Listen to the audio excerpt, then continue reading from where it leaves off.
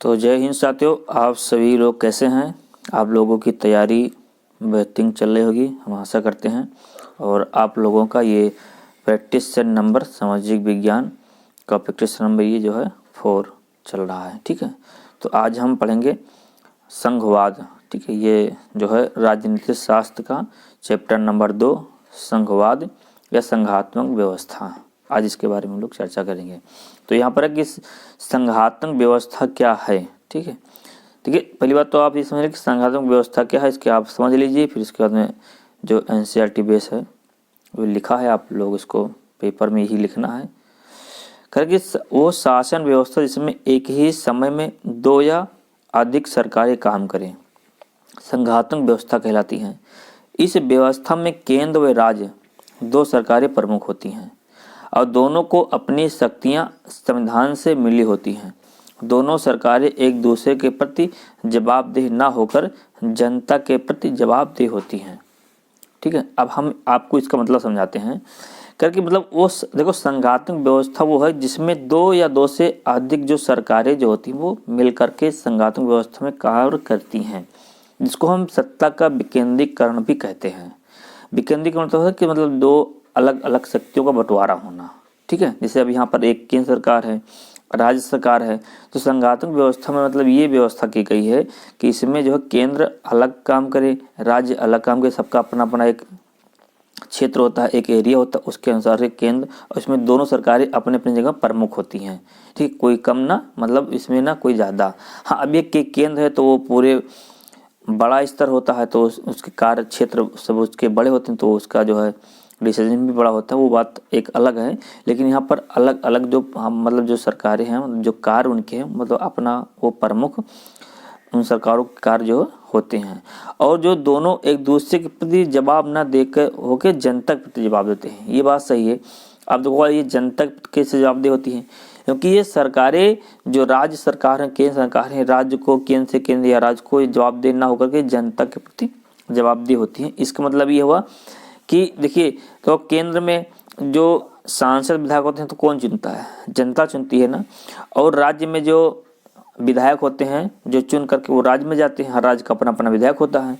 तो ये जो मतलब क्या नाम है, सांसद हुई है या केंद्र में सांसद हो गए, राज्य में विधायक हो गए, तो इनको जब जनता जब चुनती है तो ये जब 5 साल के बाद जब चुनाव फिर दोबारा लड़ते हैं तो इनको अपने वहाँ कार्य दिखाना पड़ता है कि हमने ये कार्य किया, हमने ये कार्य किया। यानी कहने का मतलब ये है कि ये जनता के प्रति जवाबदेह होते हैं ना, तो ये जनता तो इनसे सवाल जवाब करेगी। तो ये किसी सरकार एक दूसरे के मतलब से केंद्र राज्य या राज्य केंद्र उससे थोड़ी ना सवाल जवाब करेंगे। तो जो मतलब सांसद होते हैं या विधायक होते हैं वो सीधे किसके प्रति जवाबदेह होते हैं, मतलब जनता के प्रति जवाबदेह होते हैं, क्योंकि जनता ने ही इन्हें चुना है। ठीक है, तो जब जनता ने इन्हें चुना है और जनता के ये कार्य के लिए जनता के मतलब क्या नाम है, अपनी बात वहाँ मतलब जनता की बात ले जा कर के सरकार में रखना और वहाँ से जो योजनाएं जो होती हैं उसको ला करके और अपने क्षेत्र में जो है उसको पूरा करना, तो ये जनता के ही तो कार्य होते हैं। तो ये किसके प्रति जवाबदेह होते हैं, वो जनता के प्रति जवाबदेह होते हैं। ठीक है, इसका मतलब ये हुआ। ठीक है, तो आई होप, हम आशा करते हैं कि आप लोग समझ में आया होगा। अगर फिर भी कोई दिक्कत है तो आप हमें कमेंट में जरूर बताएं। ठीक है, तो अगला क्वेश्चन करें कि संघ सूची किसे कहते हैं।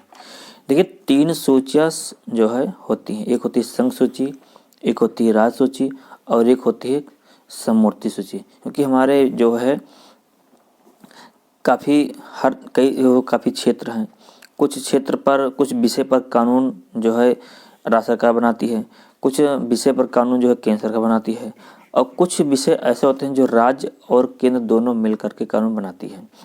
तो उन्हीं सूचियों में से एक है संघ सूची। तो संघ सूची उसे कहते हैं जिस पर कानून बनाने का अधिकार केवल केंद्र को होता है। जिस विषय पर कानून बनाने का अधिकार केवल केंद्र को, उसे हम संघ सूची कहते हैं।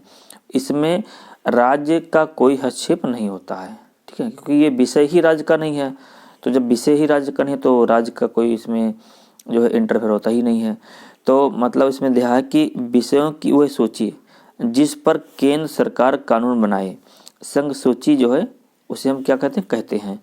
इसमें ऐसे महत्वपूर्ण विषय रखे जाते हैं जो पूरे देश पर प्रभाव डालते हैं संघ सूची जो है वो कहलाते हैं। मतलब कहने का मतलब है कि जो केंद्र इस तरह से जो कानून जो बनाए जाते हैं वो पूरे, जैसे मान लीजिए भारत है तो भारत में जैसे संघ सूची है, तो जब केंद्र जब कोई कानून बनाता है तो उस कानून को पूरे भारत पर लागू होता है, क्योंकि वो केंद्र जो होता है वो पूरे भारत के लिए होता है।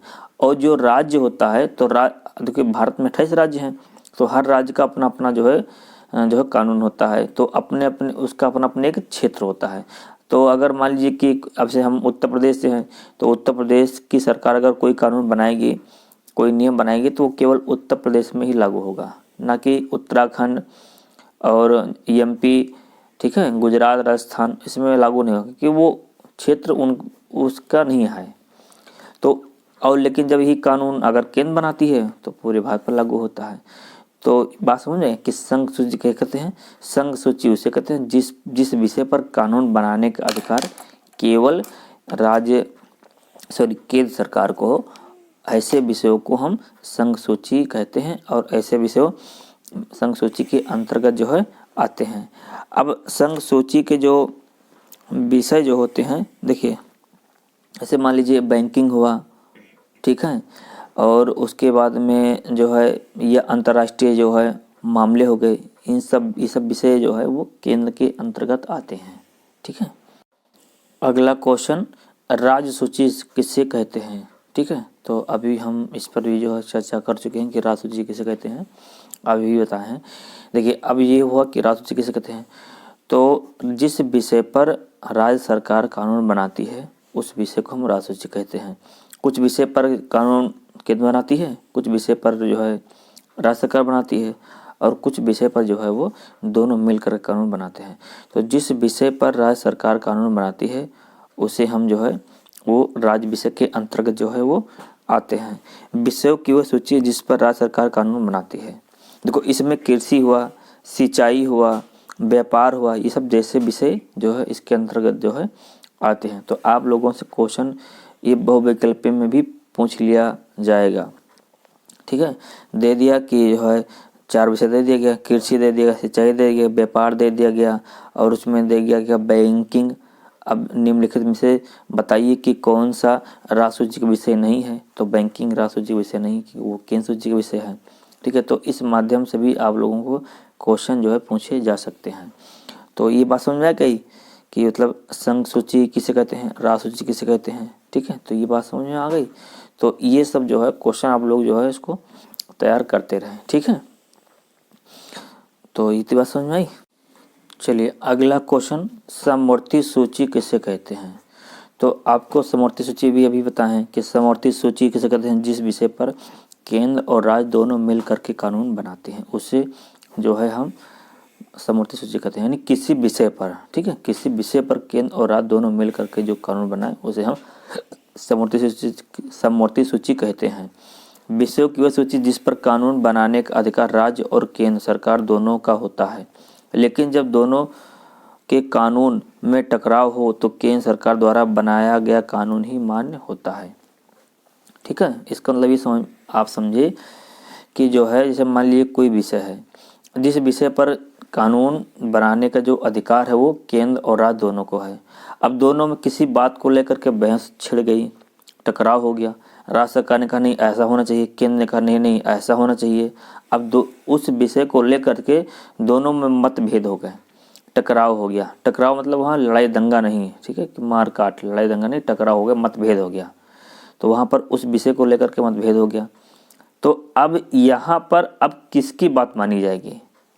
तो वहाँ पर जो है संविधान में ऐसी व्यवस्था की गई, जब किसी विषय को लेकर के जिस विषय पर दोनों का अधिकार हो, यानी केंद्र और राज्य दोनों का अधिकार हो कानून बनाने का, लेकिन जब टकराव हो, मतभेद हो, तो ऐसी स्थिति में जो सर्वोपरि सबसे ऊंचा और बड़ा केंद्र को माना गया है। तो केंद्र के जो डिसीजन होंगे उनके द्वारा जो फैसला लिया जाएगा वही जो है मान्य होगा। यहाँ पर फिर राज्य की जो शक्ति है या कहें राज्य की जो पावर है, फिर या राज्य की जो बात है इस विषय पर लेकर के फिर वो नहीं मानी जाएगी, फिर वो उसके लिए कहीं ना कहीं कमज़ोर पड़ता है राज्य, ठीक है। तो यहाँ पर केंद्र की जो बात है वही मानी जाएगी। तो ऐसे विषय पर जब कानून बनाने का दोनों को अधिकार हो, लेकिन जब टकराव हो जाता है, मतभेद हो जाता है, तो ऐसे फिर में किसकी बात मानी जाएगी? तो वो फिर केंद्र की बात मानी जाएगी। ठीक है, तो ये बात समझ में आ गई। तो अभी क्या पढ़े आपने पढ़ा संघात्मक व्यवस्था किसे कहते हैं, संघ सूची किसे कहते हैं, राज्य सूची किसे कहते हैं और समवर्ती सूची किसे कहते हैं। इतना आपने पढ़ा। और अब अगला है अवशिष्ट सूची।